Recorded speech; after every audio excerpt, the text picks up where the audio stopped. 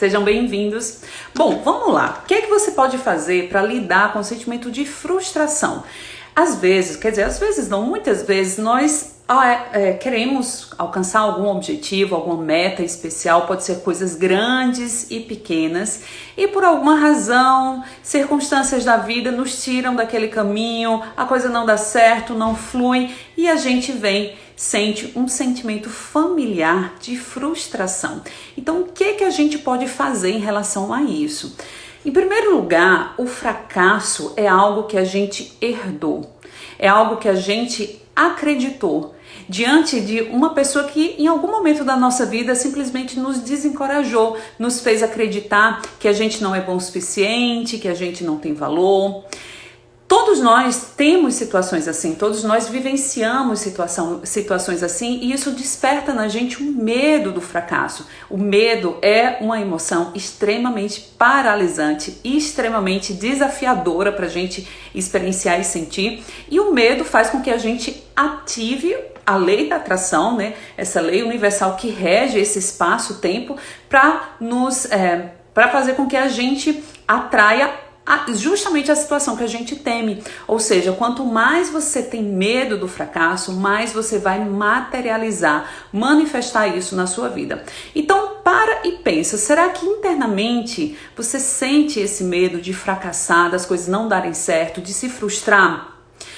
Esse é um lugar na nossa vida onde a gente foi de alguma forma ridicularizado, humilhado, desencorajado, está aqui dentro ainda. É como se dentro de nós tivéssemos uma criança ferida que ainda se sente humilhada, que ainda se sente desencorajada, que ainda se sente sem valor. Dentro da nossa cabecinha tem uma vozinha que diz: você não tem valor, você não é bom bastante, não é o suficiente ser quem você é. E a gente carrega esses sentimentos em todas as áreas da nossa vida. Não se engane, a maneira como você faz uma coisa é a maneira como você faz todas as coisas. Muitas vezes a gente acha que um sentimento de não ter valor, ou de uma autoestima baixa, ou a insegurança está relacionada só a uma área da nossa vida, ao campo profissional, ou ao campo de relacionamentos. Mas para e analisa. Será que esse sentimento, essa insegurança, esse sentimento de não ter valor, não está presente também em outras coisas que você faz na sua vida? Observa se esse sentimento não é uma constante. Você se sente assim diante do dinheiro, diante dos seus amigos, diante do namorado, diante dos filhos. Para e pensa, gente, o que nós carregamos, na verdade, está sendo refletido o tempo todo. E outra coisa, quando nós somos crianças, né, que é justamente na fase da vida onde a gente gera as nossas maiores crenças limitantes. No Theta Healing a gente aprende isso, né, que nós temos 4 níveis de crença. O primeiro nível é o nível primário, é o nível central. São as crenças que nós geramos na nossa vida desde o nascimento até o momento presente, especialmente dos 0 aos 7 anos. Por quê? Porque é quando a nossa mente está predominantemente na frequência teta. E quando nós estamos na frequência teta, é como se toda a realidade à nossa volta penetrasse na mente subconsciente. É como se a mente consciente não conseguisse colocar uma barreira defensiva. Então, as situações que você vivenciou na sua infância te ensinaram como lidar com a sua vida. Por exemplo, a maneira como seus pais lidavam com dinheiro, a maneira como seus pais se relacionavam, a maneira como seus pais se relacionavam com o mundo. É por isso que hoje você tem características, comportamentos e atitudes exatamente iguais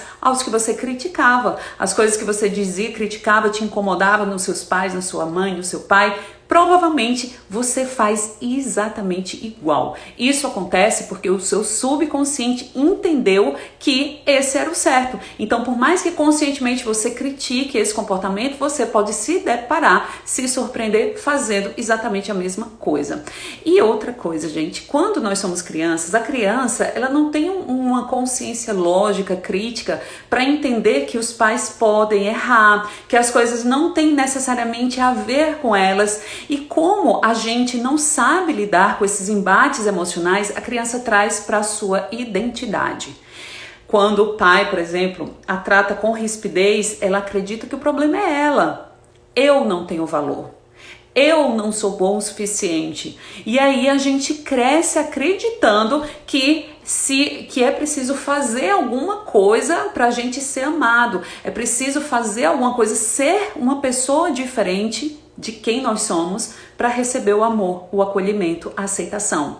E isso gera na nossa vida todo tipo de dificuldade que a gente vai carregar pro resto da vida. Eu só serei amada se eu agradar aos outros, eu só serei amada se eu fizer algo incrível, eu só serei amada se eu tiver sucesso. Quantas vezes você permitiu que a régua dos outros te medisse?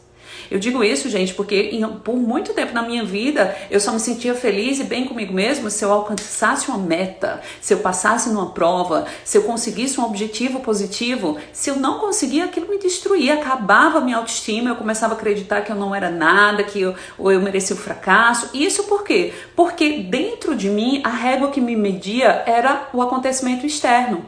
A régua que me media, que media o meu valor, estava na mão do outro. Então, se o outro, a situação externa, me aprovasse, eu me aprovava. E onde está o meu sentimento de valor?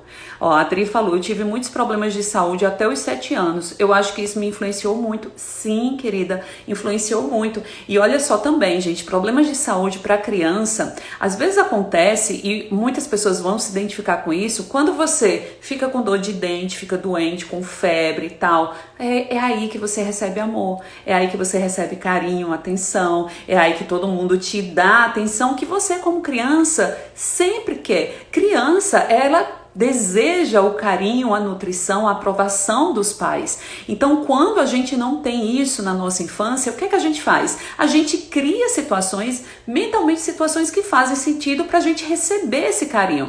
Observa se na sua vida não foi assim. Quando você ficava doente, você recebia atenção, amor, carinho, aprovação, acolhimento.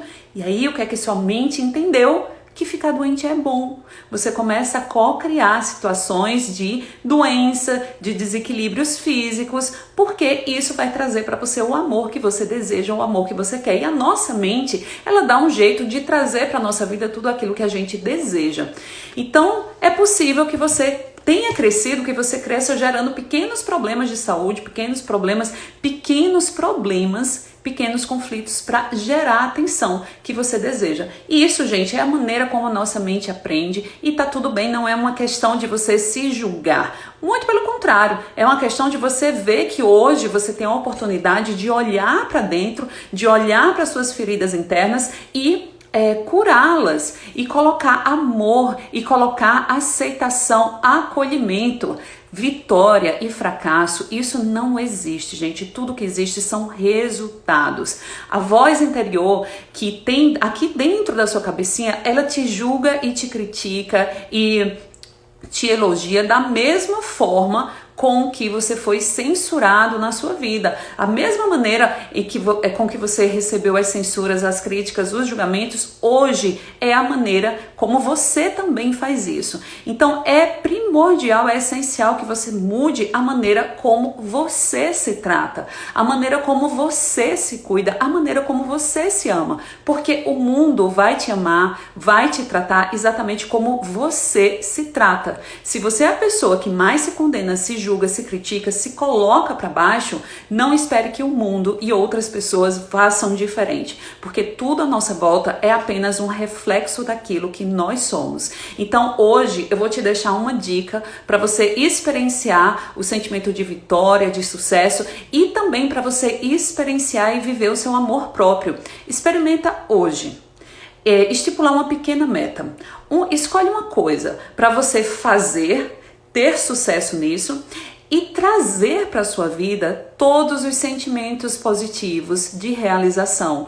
Muitas vezes a gente não se permite viver o sentimento do dever cumprido. Por exemplo, se hoje você estipulou que iria meditar, você medita e imediatamente sai mentalmente dessa situação e vai pulando de atividade em atividade, atividade em atividade e não se permite sentir o prazer do dever cumprido, sentir a sensação de vitória, de ter feito algo que você se estipulou, se determinou a fazer. Então hoje esse é o desafio que eu deixo aqui para vocês.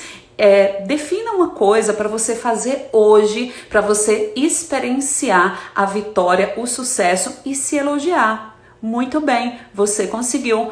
Parabéns, tá vendo que você consegue? Tá vendo que você é o máximo? Se elogia, se trata com amorosidade, com carinho, com respeito. Se trata exatamente como você quer que o outro te trate. Como você quer que seu marido, seu filho, sua mãe, seus colegas de trabalho. E se trata exatamente assim, pequenas metas a serem alcançadas dia após dia, dia sim, dia também, dia sim, dia também. E experiencia o sentimento de vitória. Não pense que esse sentimento tem que ser vivenciado somente em coisas grandiosas. Muito pelo contrário, você treina a sua mente para o sucesso. Eu sempre digo aqui para vocês, né? O sucesso é treinável. Você treina a sua mente para a vitória, você treina a sua mente para o dever cumprido, e uma vez que você condiciona a sua mente em coisas pequenas, você também vai condicioná-la para coisas grandiosas.